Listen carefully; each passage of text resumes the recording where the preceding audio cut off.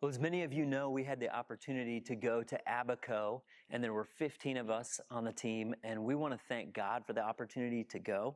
And also, we want to thank you, many of you in the congregation that gave to make it a reality. So we thought it would be really cool to just have a few team members share with you all how Abaco impacted them. So take a look. As soon as I heard about this trip through our church, I knew instantly that I wanted to go because I just wanted to say yes to God. I felt that God had given me so many blessings throughout my life that how could I possibly say no to this opportunity? It just makes me teary-eyed when I think about it, because when we went out there, it was to show love in action, and they taught me so much there. They are humble, forgiving, loving, respectful. They don't ask anything, and they would give you everything if they could. And they love and honor God so much. It's just beautiful. That's what I can say. It's beautiful. Prior to the hurricane, families were kind of separated. So out of tragedy, something good did come because the families were able to be together. And 5 years later, they're still all living together and taking care of each other. My theme verse was Galatians 5:14, to love your neighbor as yourself. Basically, what I didn't know and the impact that this trip would have on me was to watch the people of Abaco model loving your neighbor as yourself far better than I knew how. Be more of a love in action, show kindness, and extend like a little more forgiveness than like a one and done to my family and other people that I meet especially. And then like my commitment now afterwards is like not judging people, because there's so many people that are like, oh wow, you really look like you have your life together, you probably have a nice house and family. You go to their house and it's literally 4 walls and there's no floor because it's gone from the hurricane. There's no windows, the doors are still like boarded up, wires hanging from the ceilings, and you're like, but you're so happy. Well, we were in Abaco. It was really fascinating and eye-opening because anywhere we went, if a staff member was wearing a Many Hands t-shirt or driving around in the van with Many Hands logo on it, we would get stopped all the time. Many Hands isn't just a thrift store. Many Hands is literally a saving grace for a lot of these people. It's what they look to for a hope. After seeing the impact that 40 cents or that 10 cents could make by simply rounding up every purchase I make there, I'm not sure I don't think I could ever not round up again.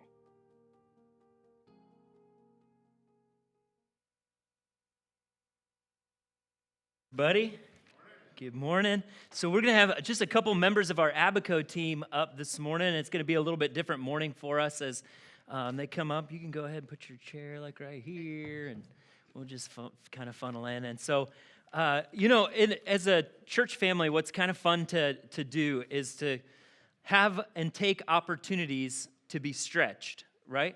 I kind of reflected this in first service, and it's just hitting me again this morning that much of the Christian life is not performed on a stage, right? Much of the Christian life, it's truly something that God does inside of you, and from the overflow of what's happening on the inside of you, things come out, and your life becomes changed. And so mission trips is just one way that happens, that God changes you on the inside, and then as things are changed on the inside, the way that you start to live is different. And so this isn't a performance today. This is just going to be kind of family, like family talk, right? Family discussion. We're just talking about some of the things that God did and taught us through our time together. And so what I want to do is this is just going to be kind of fun and casual, and you guys will be able to chime in how you want. And it doesn't have to be like 1, 2, 3, 4, though that can happen too. Just pass it around and answer the questions as you see fit. So the first question that I wanted to ask is, why did you guys say yes to Abaco? This was a wide open call, right? We said, hey, anybody that wants to go, let us know. We'll do this. But yet you guys said yes, and I know we're kind of a little heavy on my family this morning in this service. We had somebody that couldn't make it, I think, because of the snow, but we all were able to go. So why did you say yes? Who wants to start?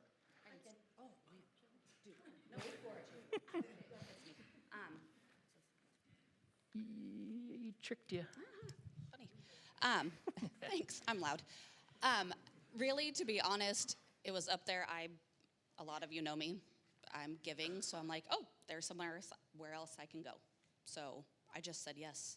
And then I met John, I think, over that way, and he was like, so you said yes. I'm like, yep, okay, see you later. And that kind of is how that started.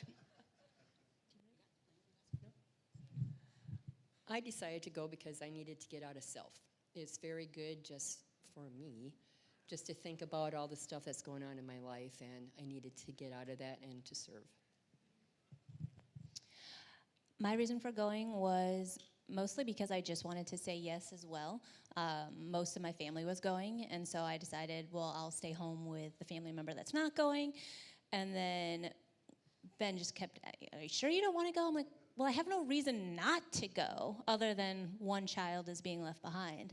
And so the more I kept dwelling on that, I really felt like God was just working on me and trying to get me to say yes because of a bigger picture. And so it was just one simple step of yes. And I decided to say that.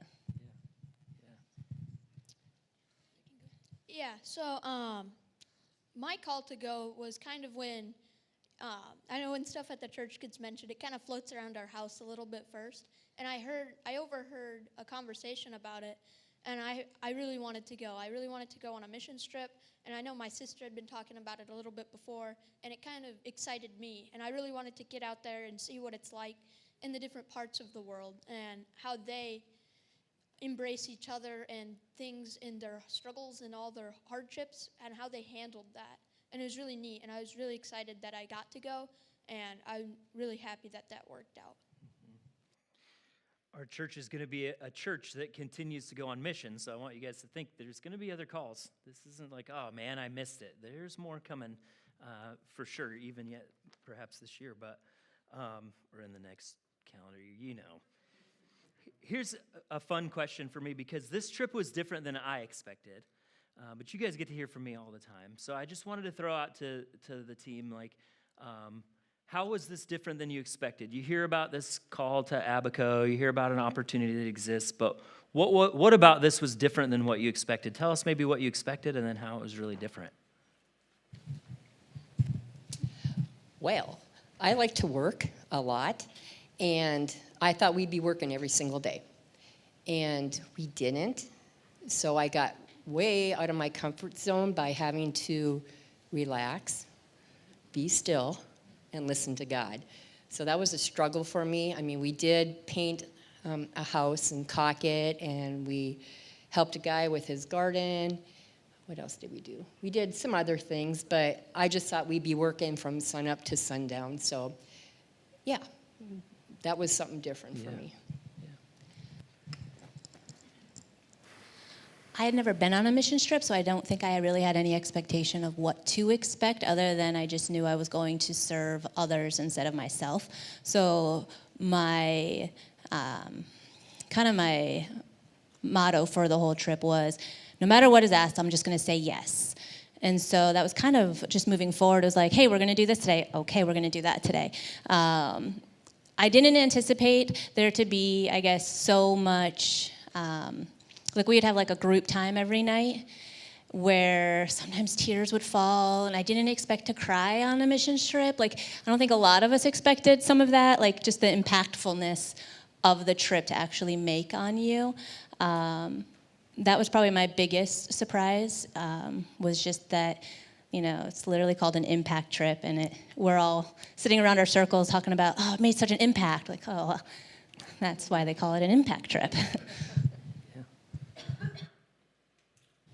Yeah, the big thing for me was that I hear impact, and in your mind you're like, oh, we're going to serve, so we're impacting the communities there. We're going and like helping them. But the real reason it's called an impact trip is because it does it to yourself. So that was really neat. Like my mom was saying about we had like a little Devo time every night and sometimes in the morning. And that was really cool because we all got together, and I really enjoyed the time that we got to spend doing our little books and answering the questions and just hearing about the day and all the things that everybody experienced through their own lenses and things. And that was really neat.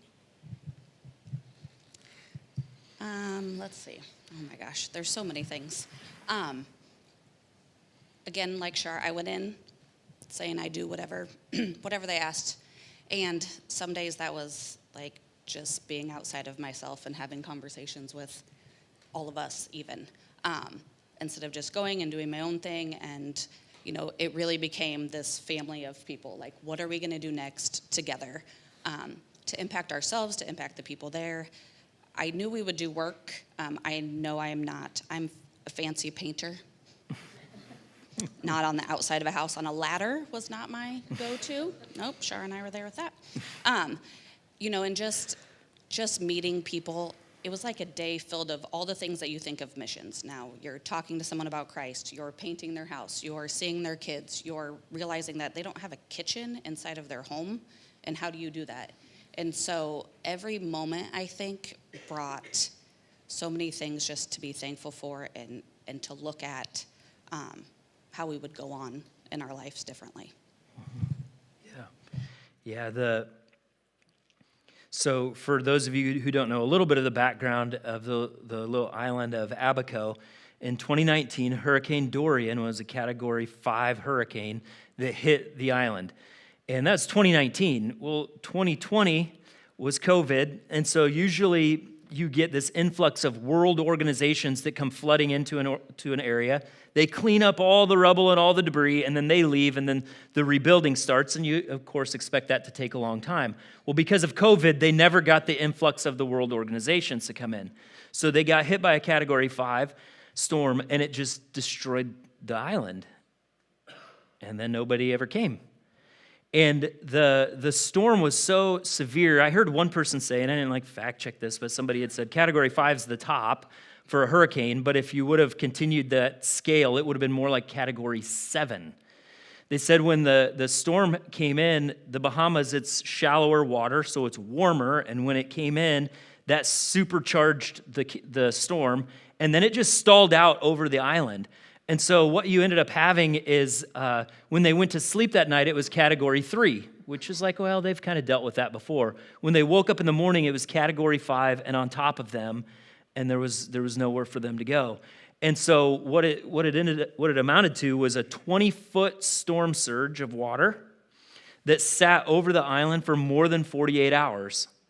On top of that, you have over 200-mile-an-hour winds that just pummel that area for more than 48 hours. So, to a bunch of Midwesterners, right, who deal with tornadoes, if a tornado's coming and you know you're in the path of the tornado, where do you go?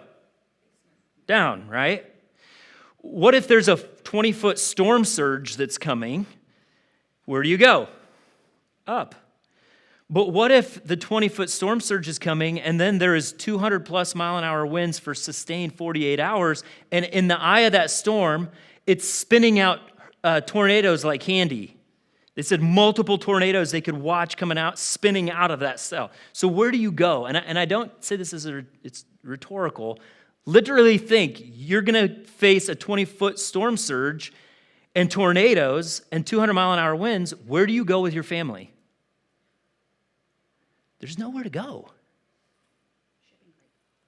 And so what I want to pass around to the folks, and you can jump right in on that if you'd like to, Shannon, was there anything that surprised you about the hurricane destruction or anything that stuck out to you? I think since I punked her again. Just for Shannon. Fine. You know, you think of hurricane and we always see rebuilding, right? So when we got there and we drove through and people were living in things that were meant to be temporary. And beyond that, they were living in places that didn't have doors and didn't have things. And then to talk to them and see where did they go or what did they do. We talked to a kid. I mean, he's 20. Him and his family were at his grandmother's house because they had left their house. And then when it came, they literally ran into a shipping crate. And all of them got in there and they shut the door and they didn't know how long they were going to stay in there.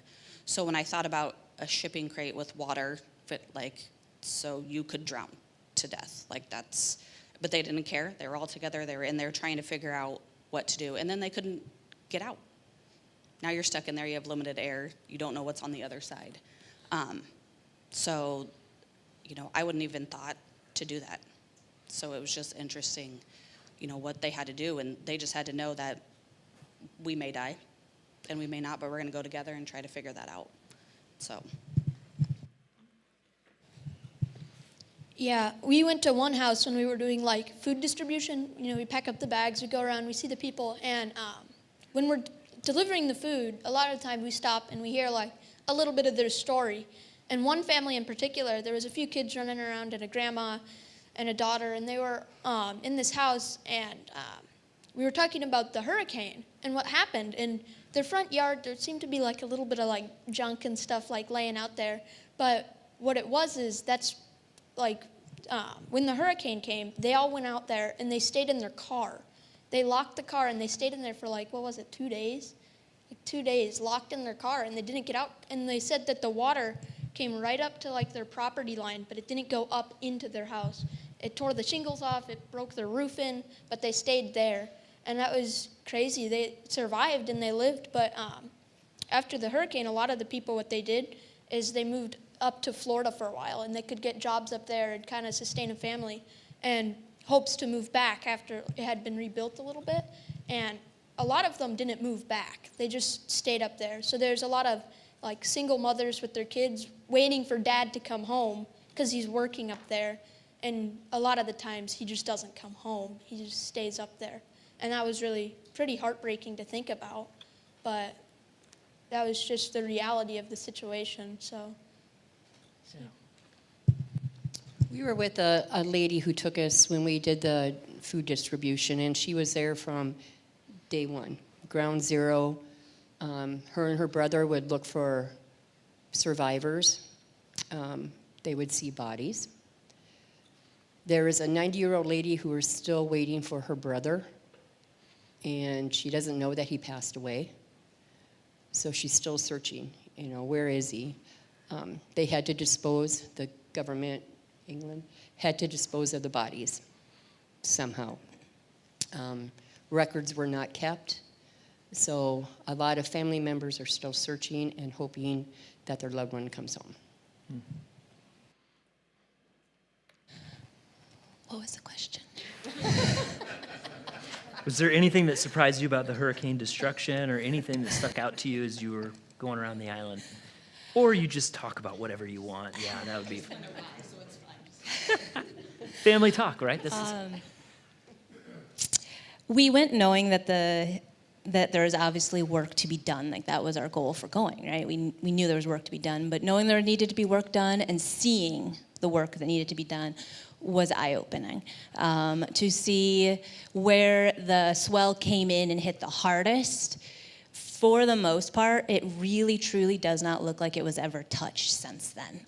And that was really surprising because people were still living in a lot of those situations. People were still running businesses out of those situations. I shared in the first service, one of the restaurants we went to, it was just this tiny little restaurant, nothing fancy. But we noticed the workers were going outside, crossing the road to this dilapidated building that only had 3 brick walls. I don't know if it had a roof. It was really, really bad. Second story that was tore off, so the stairs to nowhere. So we were like looking in the building because that whole wall was missing. You could see the stairwells, tarps closing off the doorways.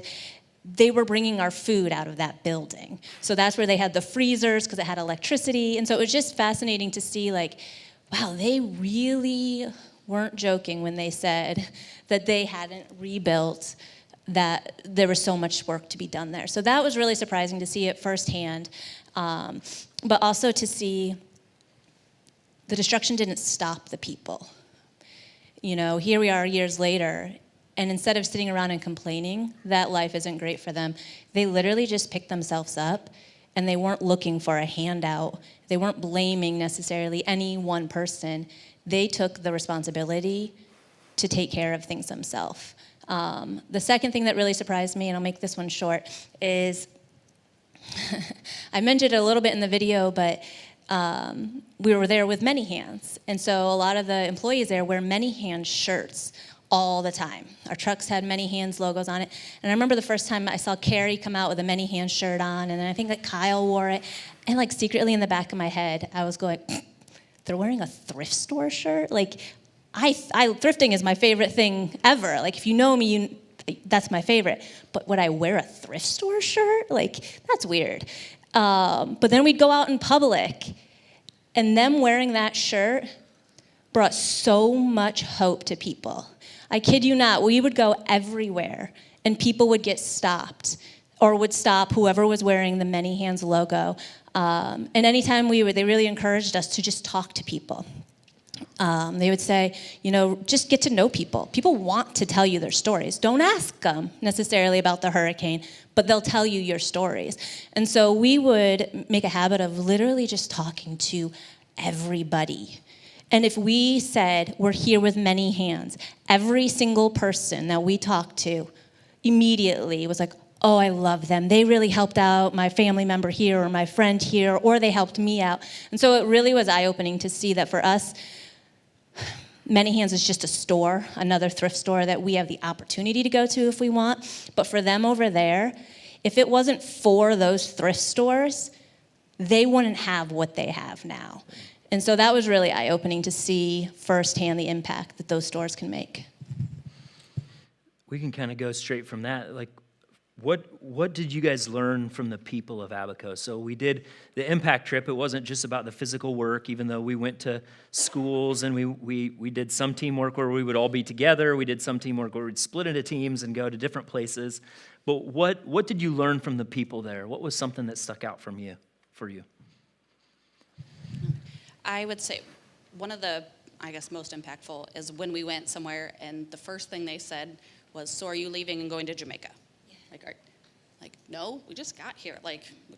And they're like, well, they need help.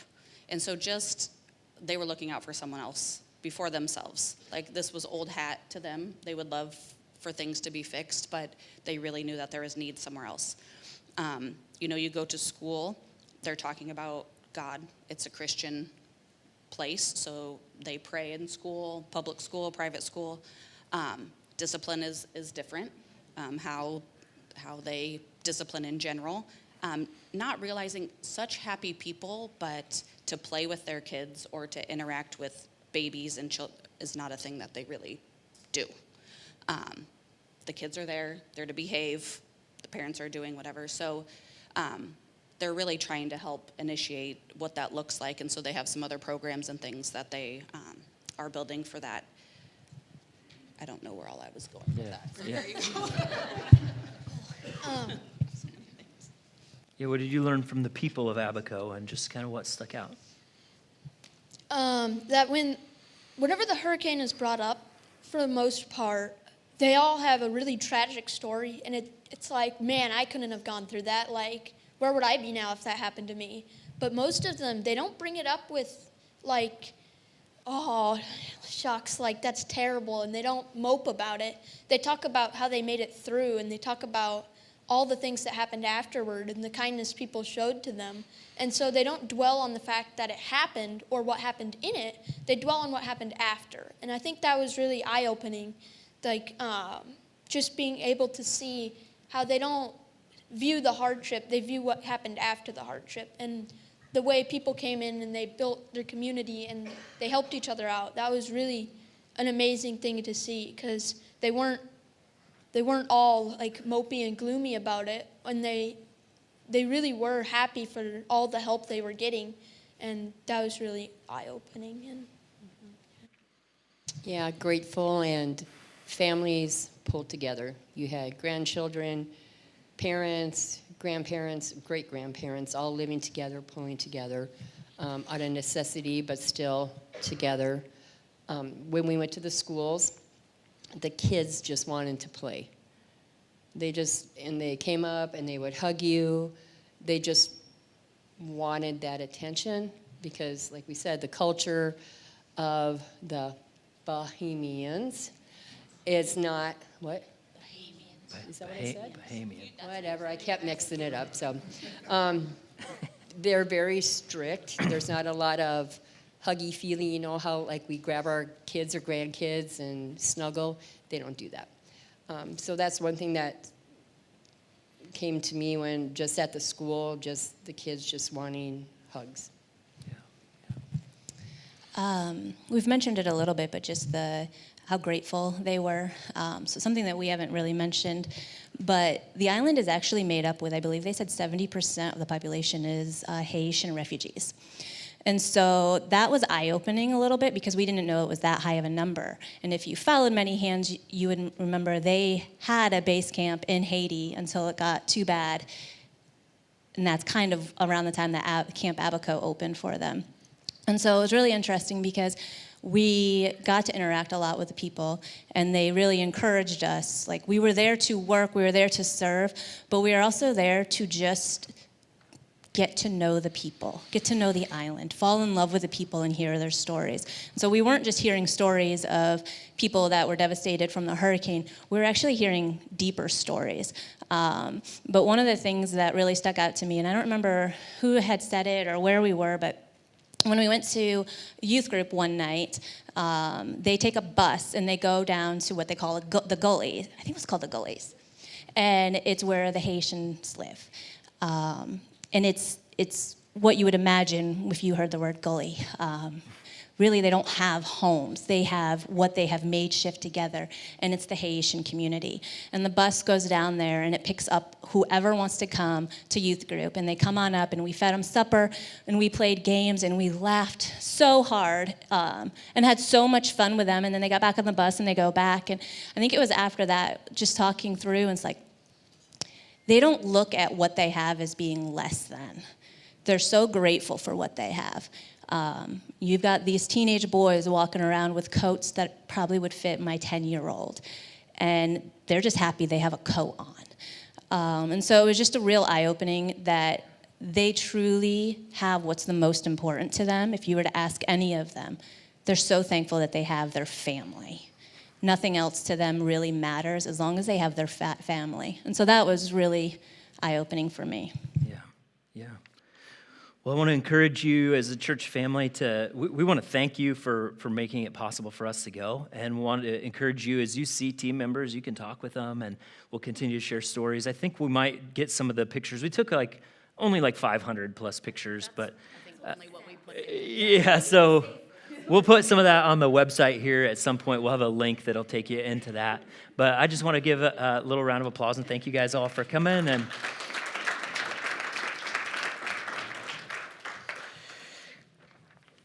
I know you're going to think this is crazy, but get your Bibles. I'm serious. We're going to go in Daniel chapter 6. I got 1 point for today.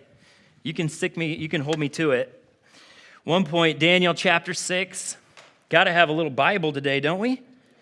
Man, we got church, we got worship, we got testimonies, and we get some Bible time. Open up Daniel chapter 6. We're just doing half the chapter, and it's an amazing text. Daniel is found faithful.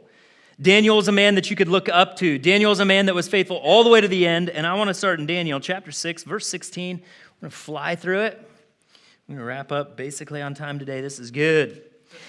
Then the king gave orders, and Daniel was brought in and cast into the lion's den. Last week, he broke the rules. The rule was nobody worship by praying. Anyone who would pray to another god other than the king would be thrown into a den of lions. It was a setup. The king was set up by a group of conspirators that wanted to set Daniel up. Daniel was really first in the kingdom, only underneath the king. And so the people under Daniel thought, who is this guy? This refugee from Judea. Who does he think he is? Let's just set it up so that the king is put in a catch-22 where he has to dethrone Daniel. And in this way, he was going to have Daniel thrown into a lion's den. It says, he was thrown into the den. The king spoke and said to Daniel, your God whom you constantly serve will himself deliver you. I want to just consider the fact that this king likes to pretend like he could do nothing about this. The reality is he was the king, and he could do something about it. We understand, as we talked about last week, the law of the Medes and the Persians was that once an edict was set, that it could not be undone. But the fact is that they would undo edicts. They could do it. It's just that, of course, they didn't like to do it. It made them look weak. It made them look incompetent. And so the king says to Daniel, your God, whom you constantly serve, will himself deliver you. The stone was brought and laid over the mouth of the den. Similarly, we think about Jesus and the reflections of Jesus here, where the stone was place in front of the cave where Jesus' body was laid. There are very many allusions to Jesus through the life of Daniel and illustrations. It says, then the king sealed it with his own signet ring and the signet rings of those nobles so that nothing would be changed in regard to Daniel. Notice that it was double signed. It was signed by the king himself, and then it was signed by the conspirators who were desiring for Daniel to die. I think that that's just a real kind of gut punch if you're Daniel, that these guys who set him up are now sealing the cave in which he's being placed. Verse 18, the king went off to the palace and spent the night fasting. No entertainment was brought before him, and his sleep fled from him. The king really did like Daniel, didn't he? Yeah, he did. And he really did feel like he had just set up perhaps a friend and a coworker to die. And so I'll get more eloquent with the main point in a minute. But here's the king is in the palace, and Daniel is in the lion's den. Daniel is facing the lions, and though, as we see that at this point he's yet still alive, and the king is in the palace experiencing palace life. But who's having a better time? It's interesting. The king went off to his palace. He spent the night fasting. No entertainment was brought to him. Sleep fled from him. Verse 19, and the king arose at dawn, at daybreak, and he went in haste to the lion's den. And when he had come near to the den to Daniel, he cried out with a troubled voice as he's running up to the den. The king spoke and said to Daniel, Daniel, servant of the living God, has your God, whom you constantly serve, been able to deliver you from the lions? You can see it, can't you? The king kind of wringing his hands all night, nervous that he had literally set up his number 2 guy, his vice president, if you will, to die. The entire kingdom knows that the vice president has been thrown into a lion's den.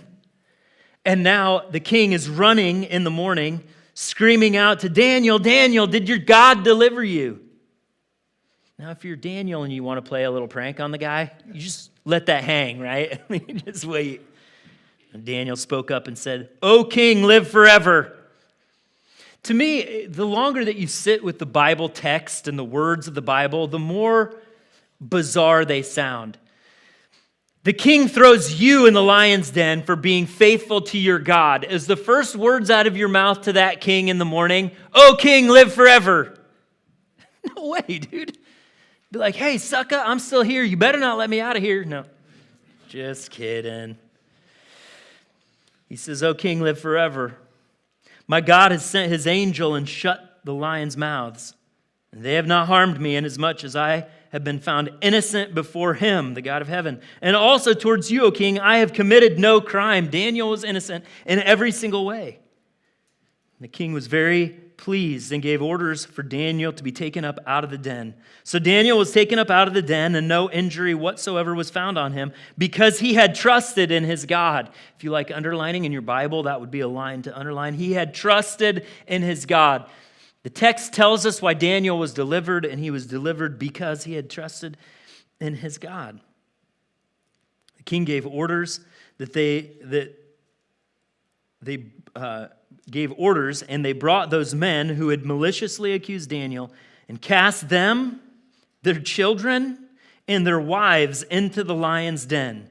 And they had not reached the bottom of the den before the lions overpowered them and crushed all their bones. Interesting graphic display there of what was happening to them as they got cast into the den. The question historically would sometimes, or the statement would be made, well, the lions just weren't hungry. That's why Daniel, it wasn't that God supernaturally preserved Daniel, and so the text is added for us. It's very clear for us. No, the lions were plenty hungry. They crushed all the bones and attacked all of the family members of the people who had conspired against the king. The king didn't take kindly to that, right? No. 25, then Darius the king, wrote to all the peoples, nations, and men of every language who were living in all the land, "May your peace abound. I make a decree that in all the dominion of my kingdom, men are to fear and tremble before the God of Daniel. For he is the living God and enduring forever. And his kingdom is one which will not be destroyed, and his dominion will be forever. He delivers and rescues and performs signs and wonders in heaven and on the earth." Sounds like Psalms, doesn't it? Now you have this pagan king praising the God of heaven because he cannot deny that God himself preserved Daniel. He who has delivered Daniel from the power of the lions. And so Daniel enjoyed success in the reign of Darius, the king of, and in the reign of Cyrus the Persian. So, what do I have for you all today? Very simple idea. I've got, as always, more notes than time, and that's okay. Freedom comes from following the Lord. Bondage comes from following the crowd. I want you to think just creatively with me just for a few minutes about a lion's den, the sheer terror that is there, the darkness that happens when the king makes that last final wish, like, your God whom you constantly serve, he'll deliver you, I'm sure. And you're looking at the guy that could set you free. You're like, seriously? And they roll the stone in front and they seal it so that there's no way that you're getting out. And you're left there in the pitch black with the lions, and all you can hear is whatever kind of noise that big cats make. If you've ever been to a zoo, it's kind of spooky, right? And yet Daniel is in the den, and he finds peace because he has done exactly what God has told him to do. And he's at peace. He's like, hey, if I die today, I die today. If I live today, I live today. God is God, and that's it. And yet in the palace, what happens with the guy who's not with the lions, he's in the palace, and he's wringing his hands all night because he has done the wrong thing. Freedom comes from following the Lord. Bondage comes from following the crowd. If you look back through the chapter, you will see verse after verse after verse of the struggle of Darius. Verse 14, it says he's deeply distressed. He set his mind on delivering Daniel. If you remember earlier, he kept exerting himself trying to rescue him. Verse 18, he spent the night fasting, no entertainment. The sleep fled from him. Verse 19, he arose at dawn. He went in haste. Verse 20, he cried out in a troubled voice. This is not the action of a man who seemed like he was in control, right? What I want the church to think about today is this.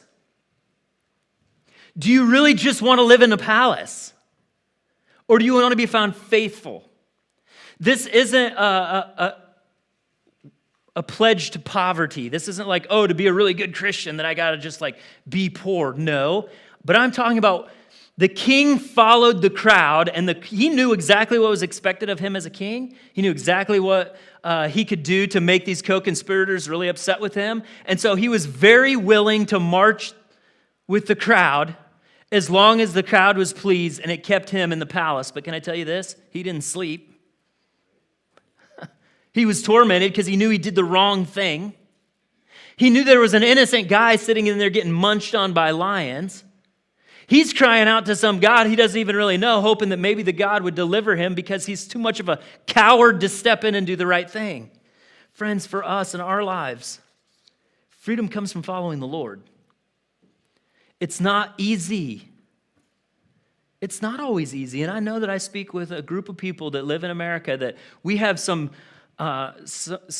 extra finances at times, even though at this time of year we're like, no, I don't. No, we do. We do. We have financial freedom to some degree. But is it actually making our souls free? Freedom comes from following the Lord. We're Freedom Fellowship, right? That where the Spirit of the Lord is, there is freedom. It comes from Him. But yet, we're surrounded by this opportunity of bondage, this opportunity to follow the crowd, this thing that we know better than anybody else, what's going to make us stick out, what's going to make us look different.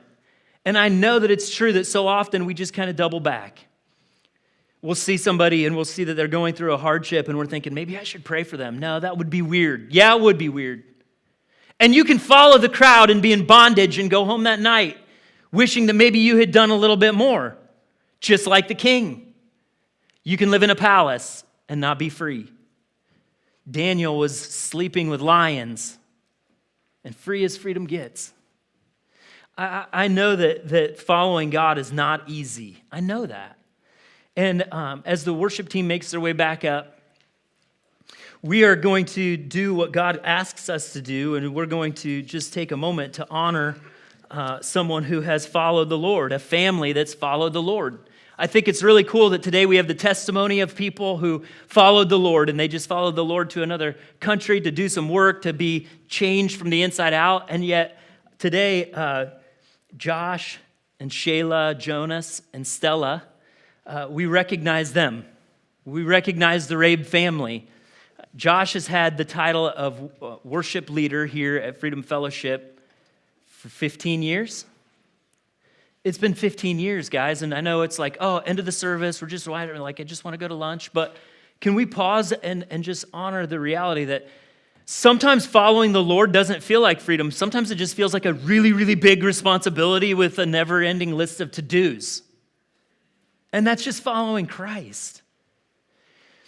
Josh and Shayla have given up so much to build this church into what you see, along with Pastor Jeff and his wonderful wife, Sue. There has been a lot given, and so following God looks different. It looks like saying yes to what he's asking us to do, and I just wanted to honor them, but I wanted to also just turn over to Josh. He leads us every week, but he doesn't usually say a whole lot, but I wanted to see if there was anything that you wanted to share with the congregation. I know you're stepping out of the role of worship director, and you guys will probably take a little time away, but you're not done. It's just the role looks like it's changing quite a bit. What should we know about your time here at Freedom? It has been quite a few years now. I would just emphasize, like, I cannot thank my wife and kids enough. They've probably endured this more than anybody, if there is an endurance part of it. It is a lot of fun to worship together, and I'm grateful for all of you for showing up Sundays and being willing to do that. And I'm very grateful for my team up here and those that are not here right now. Just what a wonderful group of people that do commit a lot of time every week to being ready to worship. Right? Worship's an important part of what we do. I'm a firm believer that it opens our hearts and gets us ready for the Word. So I'm just grateful for everyone that served up here with us, and yeah, we'll take a little bit of time, and you'll see us again. Yeah. Guys, it's easy to show up for church on Sunday. Sometimes we think it's really hard because I have to scrape the window on the windshield of my car. These guys were here at 7, maybe a little earlier. Just like they always are, right? And so I just asked the congregation to stand, and it's easy to show up for us, but the reality is we stand on the shoulders of people who have been building this ministry for years. We stand on the shoulders of those who have been praying forward and committing their mornings and their evenings to building something that would glorify Jesus Christ. And that's here in this church, but we also see it in churches all around the world, don't we? Christians being found faithful right where they are to do exactly what God's calling them to do. Let's pray as we end with one more song. Lord Jesus, we thank you so much. Truly, God, you are amazing. I thank you for the faithful witness of so many who follow you, that they are a testimony just like Daniel, Lord, who was found faithful to do exactly what you called him to do, even in the face of lions. And God, we have the testimony of the team that would go to another country just to experience something totally different and serve you in the best way they know how. We have a testimony of a family who has literally left their house and livelihood somewhere else to come and to invest in something that didn't maybe look like much. It was just following you. You deserve all praise. You deserve all glory. You are worthy of our very lives and so much more. Father, if there's anyone here today that hasn't given their life to you, that they would look around and say, man, there is a God in heaven that's real, and he's changing people from the inside out, and I need to follow him. That Jesus Christ lived a perfect life, that he died a substitutionary death. He shed his blood on the cross that we could be made free from the penalty of sin and made alive to follow you, Lord Jesus, all the days of our life. We pray, Father, you would keep bringing people to yourself. And I pray, Lord, for the days ahead for the Rabe family, that you would just fill them with a recollection of all the things that you've used them to do, that you would bring many saints around them to encourage them and give their gratitude for what has been invested. We love you, Jesus, and we praise you together. Amen.